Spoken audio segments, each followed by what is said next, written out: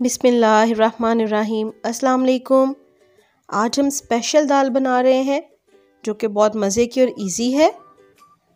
तो इसके लिए मैंने ली है 1.5 कप दाल है मेरे पास चने की, जिसको मैंने थोड़ी देर के लिए भिगो दिया था। जिसी पानी में मैंने भिगोया है उसी पानी में मैंने इसको बॉयल करना रखा है। थोड़ा सा नमक और थोड़ी सी हल्दी शामिल की है। कवर करेंगे और इसको टेंडर होने तक जो है हम वो कुक करेंगे।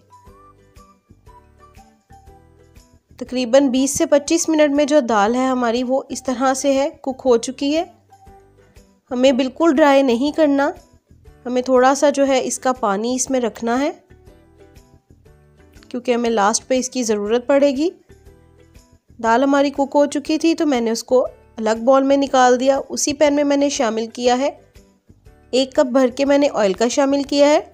इसमें थोड़ा ऑयल जो है वो ज़्यादा जाता है। 1 मीडियम साइज़ का प्याज स्लाइस किया हुआ है और 4 से 5 गार्लिक के क्लोव्स हैं। इसको हमने इस तरह से गोल्डन ब्राउन होने तक फ्राई करना है। तकरीबन 4 से 5 मिनट लगेंगे। 2 टेबलस्पून अदरक का पेस्ट और 1 टेबलस्पून हरी मिर्चों का पेस्ट है, इसको हम शामिल करेंगे और हम इसको चंद सेकंड्स के लिए फ्राई करेंगे। अच्छी तरह सोते होने के बाद हम इसमें थोड़ा सा पानी शामिल कर देंगे और इसमें शामिल करेंगे हल्का सा नमक। नमक हमने दाल में भी शामिल किया है तो आप देख के शामिल कीजिएगा। 1/2 tablespoon red chilli powder, 1/4 teaspoon garam masala powder, 1/2 tablespoon सूखा धनिया और 1/2 टेबलस्पून ज़ीरा हमने इसमें शामिल किया है। ज़ीरा मैंने इसमें साबुत शामिल किया है। इसको हमने अच्छी तरह से भून लेना है और थोड़ी सी कलर के लिए मज़ीद हल्दी शामिल करेंगे। पानी जब खुश्क हो जाए तो हम इसमें पानी थोड़ा सा और शामिल करेंगे और इसको कवर करके जो है हम तकरीबन 5 से 7 मिनट मज़ीद पकाएंगे। तकरीबन 7 मिनट हो चुके हैं, पानी भी तकरीबन खुश्क हो गया है और प्याज और लहसुन हमारा टेंडर हो चुका है। अब हमने क्या करना है कि जो इसमें ऑयल है उसको हमने सेपरेट निकाल लेना है। एक किसी भी बाउल में आप निकाल लें। तकरीबन जो है 80% हमने इसमें से ऑयल निकाल लेना है। अब इस ऑयल में हम शामिल करेंगे 2 से 3 कटी हुई हरी मिर्चें, थोड़ी सी कलवंजी, थोड़ी सी अजवाइन,